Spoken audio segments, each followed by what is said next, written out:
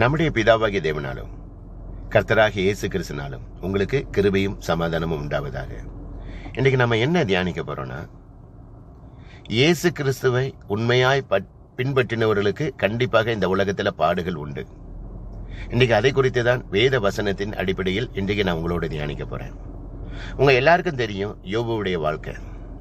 யோபுக்கு 7 குமாரர் இருந்தாங்க, 3 குமாரத்திகள் இருந்தாங்க, 7000 ஆடுகள் இருந்துச்சு, 5000 ஒட்டகங்கள் இருந்துச்சு, 3000 ஒட்டகங்கள் இருந்துச்சு, 500 மாடுகள் இருந்துச்சு, 500 கழுதைகள் இருந்துச்சு. ஏகப்பட்ட வேலைக்காரங்க யோபுக்கு இருந்தாங்க. இவை எல்லாவற்றையும் ஒரே நாளில் ஒன்றன் மேல் ஒன்றாக எல்லாவற்றையும் யோபு இழந்து வெறுமையாக நின்றாப்ல. யோபுடைய ஸ்டேட்மெண்ட் என்ன தெரியுமா? நான் என் தாயின் கர்ப்பத்தில் நான் வெறுமையாக நிர்வாணியாக வந்தேன், நிர்வாணியாக அவ்விடத்துக்கே நான் திரும்புகிறேன். கர்த்தர் கொடுத்தார், கர்த்தர் எடுத்தார், கர்த்தருடைய நாமத்திற்கு ஸ்தோத்திரம். கர்த்தர் என்னை கொன்று போட்டாலும் நான் கர்த்தர் மேல் நம்பிக்கையாக இருப்பேன். இது யோபுவுடைய ஸ்டேட்மெண்ட். தானியேல் அதிகாரத்துல சாத்ராக், மேசாக், ஆபேத் நேகாவை பார்த்து அவங்களோட அரசர்கள் என்ன சொன்னாங்கன்னா, ஒரு சிலையை உண்டு பண்ணி இந்த சிலையை நீ ஆராதி அப்படின்னு சொல்றாங்க. இந்த சிலையை நீ ஆராதிக்கலன்னா உன்னை எரிகிற அக்கினி சூளையில போடுவேன் அப்படின்னு சொல்லி சொல்றாங்க. அதுக்கு சாத்ராக், மேசாக், ஆபேத் நேகாவுடைய ஸ்டேட்மெண்ட் என்ன தெரியுமா? நாங்கள் ஆராதிக்கிற எங்கள் தேவன் எங்களை தப்புவிக்க வல்லவராயிருக்கிறார். இந்த எரிகிற அக்கினி சூளைக்கும் உம்முடைய கைக்கும் எங்களை நீங்களாக்கி தப்புவிப்பார். அப்படி ஒருவேளை தப்புவியாமல் போனாலும் உம்முடைய தேவர்களுக்கு நாங்கள் ஆராதனை செய்யவும் மாட்டோம், உம்முடைய விக்கிரங்களுக்கு நாங்கள் வணங்கவும் மாட்டோம்னு சொல்லி அவங்க தைரியமாக நிற்கிறாங்க. இது சாத்ராக், மேசாக், ஆபேத் நேகாவுடைய ஸ்டேட்மெண்ட். அப்போஸ்தலர் 5வது அதிகாரத்தில் நீங்க பாத்தீங்கன்னா, அங்குள்ள அப்போஸ்தலர்களை யூதர்கள் அடித்து சிறையில அரெஸ்ட் பண்ணி இயேசு கிறிஸ்து நாமத்தை நீங்க பிரசங்கிக்க கூடாது என்று சொல்லி அவங்களை கண்டித்து வெளியில விடுதலை பண்றாங்க. அவங்க வெளியில வரும்போது எப்படி வராங்க தெரியுமா? எங்கள் நிமித்தமாக இயேசு கிறிஸ்து நாமம் மகிமைப்படுதுன்னு சொல்லி, அதுக்காக நாங்க சந்தோஷப்படுறோம்னு சொல்லி அந்த இடத்தை விட்டு வெளியில அவங்க சோர்ந்து போகல. தினந்தோறும் தேவாலயத்திலும் வீடுகள் இடைவிடாமல் உபதேசம் பண்ணி இயேசுவே கிறிஸ்து என்று சொல்லி பிரசங்கிக்கிறாங்க.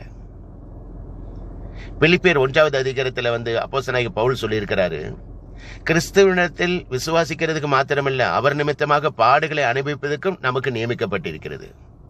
இன்னைக்கு நம்ம எப்படி இருக்கிறோம்? எபிரேயர் 12வது அதிகாரத்தில் சொல்லி இருக்கிறது, கர்த்தருடைய சிட்சையை அற்பமாக எண்ணாதே, அவரால் கடிந்து கொள்ளப்படும் போது சோர்ந்து போகாதே. கர்த்தர் எவனிடத்தில் அன்பு கூறுகிறாரோ அவனையே சிட்சிக்கிறார். சிட்சியாத மனுஷன் வேசி பிள்ளைகள் என்று வேதம் சொல்லுகிறது. சிட்சிக்கிற மனுஷன் தான் நம்ம கர்த்தருடைய பிள்ளைகள் என்று வேதம் சொல்லுகிறது. இன்றைக்கு நம்ம எப்படி இருக்கிறோம்? நமக்கு இந்த வாழ்க்கையில சிட்சைகள், பிரச்சனைகள் வரும் பொழுது கர்த்தரை நம்ம மறுதளிக்கிறோமா, இல்ல கர்த்தருக்குள்ள நம்ம வைராக்கியமாக இருந்து கர்த்தரை பின்பற்றுகிறோமா? யோபு மாதிரி நம்ம வைராக்கியமாக இருக்கிறோமா? சாத்ராக், மேசாக், ஆபேத் நேகா மாதிரி நம்ம வைராக்கியமாக கர்த்தருக்கென்று நிற்கிறோமா? அப்போஸ்தலர்கள் மாதிரி என்ன பிரச்சனைகள், போராட்டங்கள் குடும்பத்திலும் சரி, வேலை பார்க்கிற இடத்திலும் சரி, கிறிஸ்துவ நிமித்தமாக நமக்கு பாடுபடும் பொழுது நம்ம அவரை மறுதளிக்காம அவருடைய பலத்தோட நம்ம தைரியமாக நிற்கிறோமா? இன்னைக்கு அதை நீங்க தான் சிந்தித்துக் கொள்ளணும். நம்ம எப்படி இருக்கிறோம்? ஒரு மனுஷனுடைய வாழ்க்கையில எந்தவித சிற்சியும் இல்லாம சந்தோஷமாக இருந்தானா, அவன் தயவு செய்து அந்த வசனத்தோடு நம்முடைய வாழ்க்கை கரெக்டா இருக்குதான்னு சொல்லி செக் பண்ணிக்கோங்க. ஏன்னா கர்த்தரை பின்பற்றுகிறவர்கள் எல்லாருக்கும் பிரச்சனைகள், பாடுகள் உண்டு. ஆனா கவலைப்படாதீங்க, கர்த்தர் நம்மளோடு இருக்கிறார். அந்த பிரச்சனையும் பாடுகளிலிருந்து விடுதலை கொடுத்து கர்த்தர் நம்மளை உயர்த்துவார், கர்த்தர் நம்மை ஆசீர்வதிப்பார். ஆனா கடைசி வரைக்கும் நம்ம நிக்கணும் கர்த்தருடைய பலத்துல. அவரை மறுதளிச்சிடக்கூடாது, புலம்பிடக்கூடாது.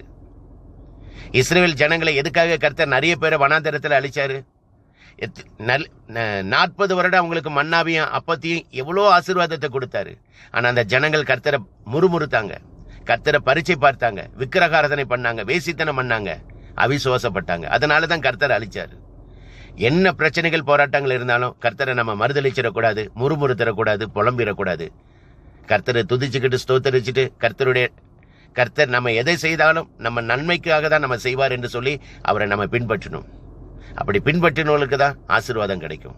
இன்னைக்கு நம்ம எந்த லிஸ்ட்ல இருக்கிறோம் அதை நீங்க தான் சிந்தித்துக் கொள்ளணும். இந்த உலகத்தில் உண்மையான ஒரே ஒரு தெய்வம் இயேசு கிறிஸ்து ஒருவர் மட்டுமே. இயேசு கிறிஸ்து சீக்கிரத்தில் வரப்போகிறார். உங்கள் பாவத்தை விட்டு மனம் திரும்புங்கள். பரலோக ராஜ்யம் சமீபத்திருக்கிறது.